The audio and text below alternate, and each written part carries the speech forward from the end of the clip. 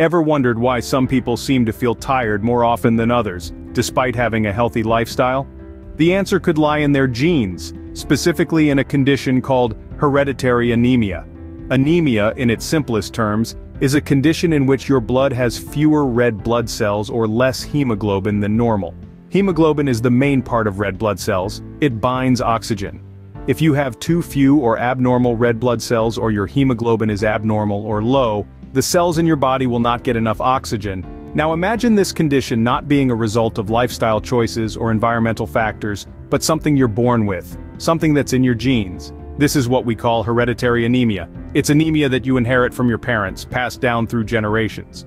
But not all hereditary anemias are the same. To understand why this happens, we need to delve into the different types of hereditary anemia and what causes them. Hereditary anemia is not just one condition but a group of disorders, and they all stem from the same root, our genes. Let's begin with hemoglobinopathies. These are disorders that affect the structure, function, or production of hemoglobin, the protein in red blood cells that carries oxygen. The most common hemoglobinopathies are sickle cell disease and thalassemia.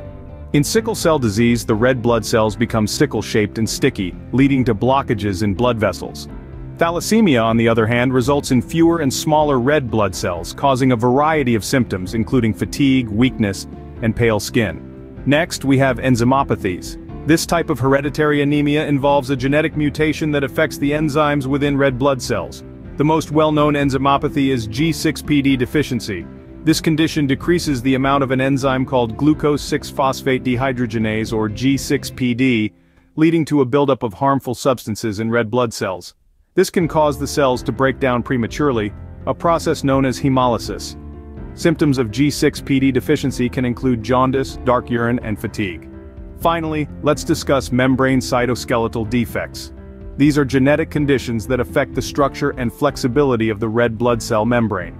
Hereditary spherocytosis is a prime example. In this condition, the red blood cells become spherical and less flexible, making it difficult for them to pass through small blood vessels. This can lead to hemolysis, causing symptoms such as jaundice, gallstones, and an enlarged spleen. Each of these types of hereditary anemia is unique in its genetic cause, how it affects the red blood cells, and the symptoms it produces. However, they share a common thread. They all involve a disruption in the normal life cycle of red blood cells. This disruption can lead to a shortage of healthy red blood cells, causing anemia and its associated symptoms. So these are the three main types of hereditary anemia. Each has its unique characteristics, but they all result in the same outcome: a shortage of healthy red blood cells. Now that we've discovered the different types of hereditary anemia, it's time to summarize what we've learned. Hereditary anemia is a group of blood disorders passed down through generations, affecting the body's ability to produce healthy red blood cells. These conditions fall under three main categories: hemoglobinopathies, enzymopathies, and membrane cytoskeletal defects. Each type has its unique causes and symptoms. Hemoglobinopathies involve abnormal hemoglobin molecules, while enzymopathies result from enzyme deficiencies in red blood cells. Membrane cytoskeletal defects, on the other hand, alter the shape and flexibility of these cells. These conditions may cause fatigue, weakness, and more severe health problems if left unchecked.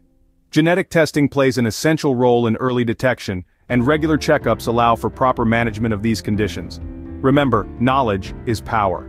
Understanding hereditary anemia can help us take control of our health and live a better life. Until next time, keep learning and stay healthy.